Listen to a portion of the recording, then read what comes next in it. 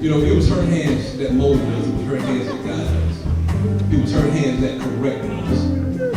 And you hear these stories today, it was because of her hands on why we are what we are today. Mama, I love you so much. I love you so much. And because of your hands, because of your children, you got some of your grandsons. Well, show her grandson, Michael, her oldest grandson, Michael, her youngest grandson, Rickie, and her great-grandson, Manny, is going to come and play one of her favorite songs. Let's give them a hand as they come.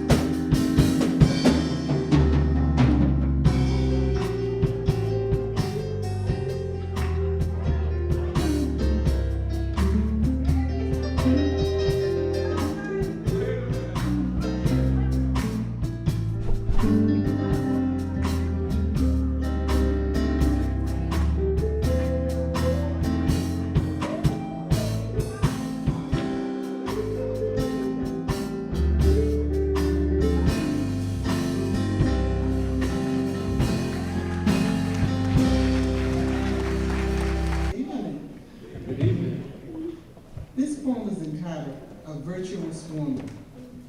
Proverbs 33 speaks of a virtuous woman with excellent attributes. So after being faithful for 90 years, your horn we want to toot. You've gotten up early in the morning to make sure your family was fed, and in prayer they bowed their heads. You cleaned and gardened to make sure your family had the best and shared your bounty with the rest. You no longer have to suffer your girls or yourself. God has blessed you to look good and wear the best. When you step out, you outshine the rest. A virtuous woman, that's what you are. You shine for Jesus wherever you are. Your steps are slower, and you may walk with a walker or a cane, but no one can beat you praising God's name. You've been a good wife, mother, sister, family member, and friend. You are destined to be a faithful Christian to the very end. As we celebrate your 90th birthday today, just know that you are loved in a very special way. Presented to Minister Rickie Houston on this 22nd day of March 2014 in honor of your 90th birthday by your loving family. May God bless you. Mama had 2 sets of children. She had 3 in the 50s and 3 in the 60s. The first 3 are the 1950 crew. The second set will be the 1960 crew. And I know she went without an education. She got to the 9th grade, but she made sure we graduated from high school. That was Mom. That was Mom. Mom also made sure that she instilled in us the fear of God. And I don't mean fear scared, but I mean fear like reverence in God. She loved God, and I was talking about my mom in one of the classes that I teach, and I said, you know, Mom ain't always been saved. And one of my pastor friends said, oh, no, please don't say that about Mother Houston, said, because I know she been saved all her life.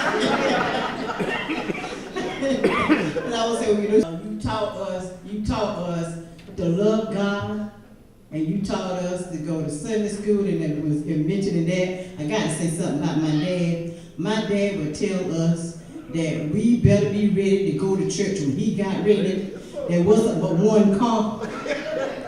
He told us that I am not dying and going to hell for none of you because you made me late for church. That's it, y'all. There was one thing I remember about Mom. Through her, one Saturday she was cooking dinner, and she says, "Look, take this plate over to so-and-so's house. Fish too." It was fish, and butter beans and salt milk and some biscuits. And I get over there, knocked on the door, and the old man walked over there and looked back at his wife and said, "See there, honey? I told you Katie we were going to send us something." Now, what that said, I didn't learn this and didn't understand it until I was much older. You have got to be in the place when you talk to God, that God talk to you, and you know when He's talking to you. Amen. All right, that was the lesson. All right, and I believe that she was a good wife. My father, after he got old and was sick, and I got stationed back here in North Carolina, I was down there one Sunday, and I had been down there so Mom could go to church. He called me back in the house. I stood right here back in the door. Said, "Yes, sir." He said, "Come here." He leaned up and he pointed at Mama. He said, "Now that is your mom. You see to her." And I know that she loves her garden. Because she tells us, "I'm not going to have a big garden this year." And she doesn't. We have one. Mama, I love you.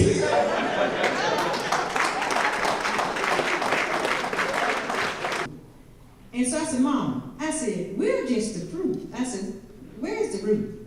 She said, "What are you talking about?" I said, "You got 3 ministers here." I said, "There's a root somewhere." And I said, "Mama, you the root." She said, "Barbiana, I don't know." I said, "Mama, you the root." I said, "So you need to do what God told you to do." And so she said, "I'm going to ask him to show me a sign." She said, if you give me that sign, then I'm going to go ahead and do my initial sermon. So God gave us, every time she asked God, God showed her the sign. So she did it. She ended up doing her initial sermon at 85 years old. But I encouraged her because she had always encouraged me. And then I said, Mama, how long ago did the Lord call you? She said, over 30 years ago. She said, but it wasn't popular for women to be preachers at that time. But I love my mama, you know why? Because she didn't give up on what God had called her to do. Mama, I love you. I love you because you first loved us. You loved us, you didn't want us to grow up. You always loved us as children. You never want us to grow up, you still.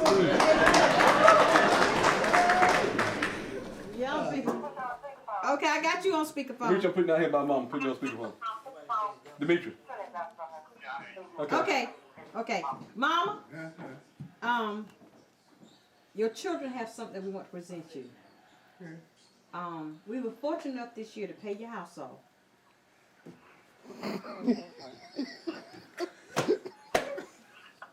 And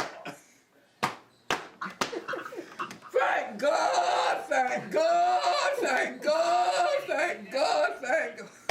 y'all hear, don't you? Thank you.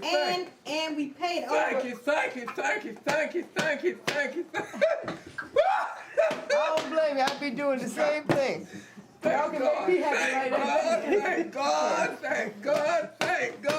I've been doing the exact same thing. Out of debt. That's a prayer answer. Amen. One more. Amen. That shall walk. Amen. See.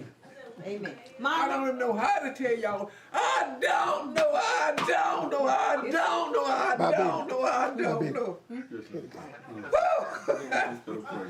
Thank God.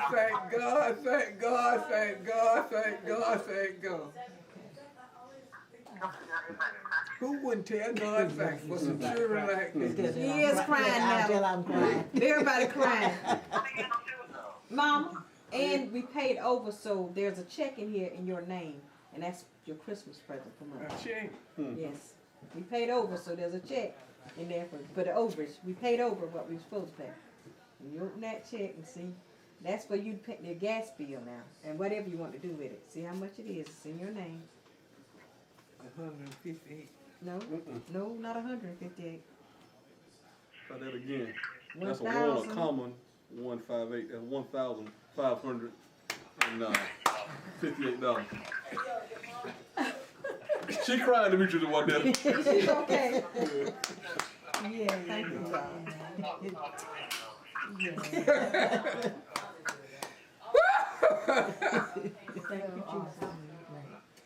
It's all good.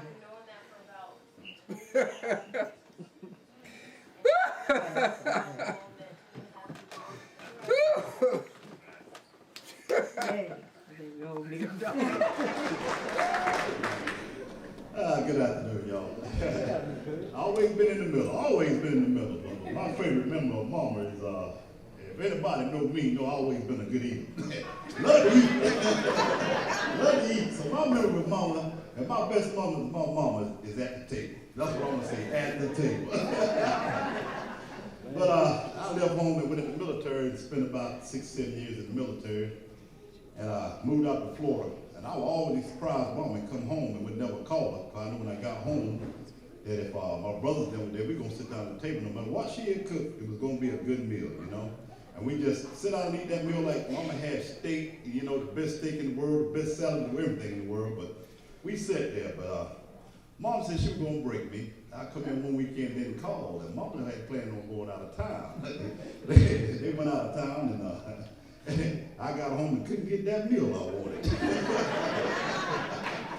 So that's my memory of my mom. I could always come home and get a good home cooked meal. Mama, I love you.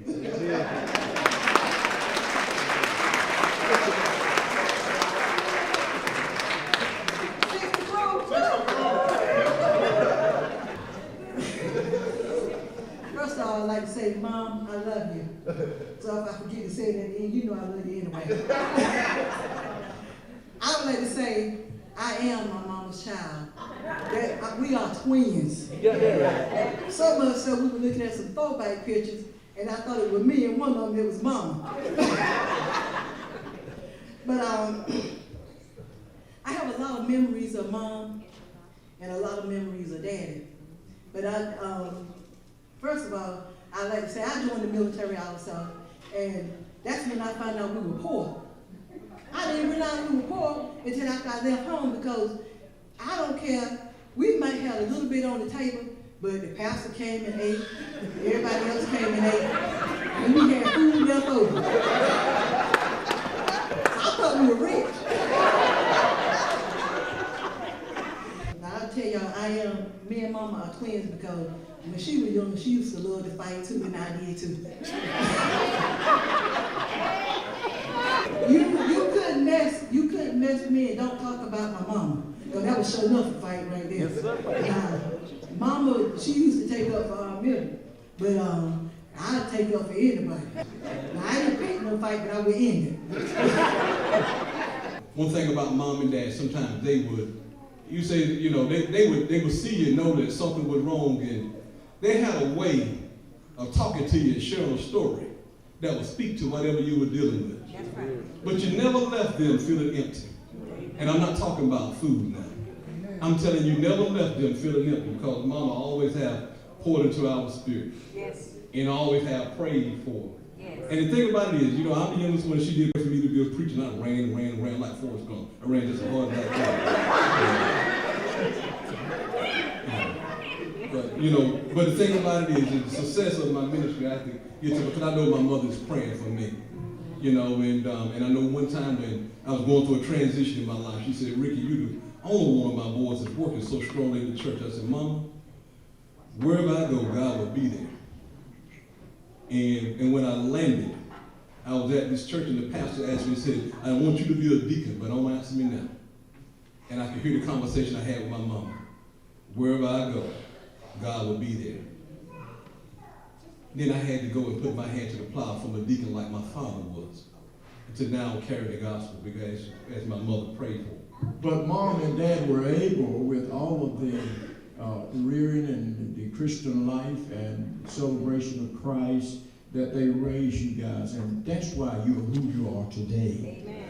Does not mean that you didn't make some mistakes in your life, but to finalize it, you are product of Deacon Houston and Mother Kay. Amen. She is just as proud of you guys as y'all are. Amen. And I give it all to God. And the good thing about it is that the Lord allowed you to live. Amen. And the Lord allowed her to see her homegoing service. Amen. Amen. Amen. She's already seen it. Amen. Anything else you see now will just be an addition, because she heard you. And I always like to give the flowers while they can. Amen. Okay, Marie, I do want to tell you this here from my heart. I do love you, and I wish you a happy birthday. Now, I'm going to share something else with you. The woman that I married, she reminds me of you a lot, because she ain't going to pray about it. Let me tell you something. In the morning and the evening, she's just like Aunt K. Marie. If it's a time to pray, she prayed. I said, you show mine to Aunt K. Marie. On behalf of my husband, Pastor Rick's house, myself, and our family, I would just like to say, Mother Houston, we love you from the bottom of our hearts. You are such a sweet, loving, and kind woman. She has showed us nothing but love since we've been at Pierceville Chapel, whether it was from her kind words, her prayers, her words of wisdom, her college from her garden that she's still trying to teach me how to cook, or whether it's from her meals after service. We truly, truly love you. Words cannot express how much we love and appreciate you. And we just want to wish you a happy birthday. May God bless you and bless you with many more. Love you. Happy birthday, Aunt K. Marie. I'm going to try to do it in 2 minutes. There's a little something that none of you all have been a part of. This has been my neighbor right in front of me all of my life. 60-some years total. I ain't gonna say how many 60. 40-some years since the time I was married. There's a lot of wisdom sitting up there. And any time that anything was going on, she always looked out for me and my family. So, I mean, that's all I know. They've been right there for me. So, I mean, I can't, it's just my second family. Hi, for those of you who don't know, I'm Vicki, I'm Michael's wife. And when we moved back down here, they were like, Grandma, you need to stop that garden stuff. But that's Grandma's heart. So I said, well, you know, guys, I'll help her in the garden. And you're right, she's praying for you guys all the time. And it's more for my blessing than it is to help her. Because she's always praying, she's always giving wisdom, like they said. And I love her so much. I stayed with my mom for a while, and then when I was a teenager, I stayed with my grandma and my grandfather. I was going to Sunday school, I was going to prayer meeting, I was going to junior mission, even going to prayer meeting in people's houses. They would see me about 12 noon. I thought I was there to play with my friends, but grandma and granddaddy were more than me. And I didn't understand it then, but now I do. God had sent me there for a reason. They were placing ministry in my life. So I'm where I am today. The reason why I'm a minister today is because of them too. I've only known this lady for 2 years. And everything that you have said about her today, I have learned in 2 years. You see, it's one thing for people to make up things to say about somebody. But it's another thing when they're telling you the truth. The cooking, I mean, if my son goes to eat, Sister Britt goes to eat. I love this lady. At this time, we're going to have remarks from the birthday girl herself. My beautiful mother. Ain't she looking good? I know good English, but ain't she looking good? First thing I want to do is say, everybody thank you. I praise God for all of you coming. But one thing I do want to tell you, I know prayer works. I know prayer works. And one thing, something else I want to tell you, don't do like I do. When I know God can call me to preach. But I want to know. He would tell me to do things, I would go part of the way. And then go all the way. And then obey him fully. And then anoint me to preach. But when I went all the way, then I know that I was anointed. Because I didn't want to get up in that pulpit and say, amen, bless God. Thank you, Jesus. That ain't preaching. You're right. Another thing, when I found out we were getting another pastor, I talked to him too. I asked him to give us somebody bold. And you go to Pearson Holy Church the first and the third Sunday and Bible class, he don't pet nobody. Tell the truth. That's what everybody ought to do. You ought to tell the truth. Another thing I want to tell you, they're just putting on the day and show off. They doing this month by month. And who wouldn't tell God thank you? That's one more question. Who want to live right? So you know you have a house when you leave here, you got a heavenly home to go to. That's something else to tell God thank you. I don't know all I want to tell you. I'm going to ask all of you to let us pray for our children. Because they don't want to go to Bible class and Sunday school. Don't pedal up and say you can stay home tonight. And we're talking, God told us to train them in the way they should go. Not the way they want to go, but the way they should go. And when the old want to part from it, I ain't got nothing to brag about. But I got a whole lot to tell God thank you for it. But God saved me, and I'm telling you, I'm glad I'm saved. I'm glad God opened doors for me and made ways for me. I want to tell you. Everything that God tells you, and you know He tells you, obey God. God told this thing. We don't know when He comes. Since we don't know when He comes, stay ready. Be ready and get ready. Get ready.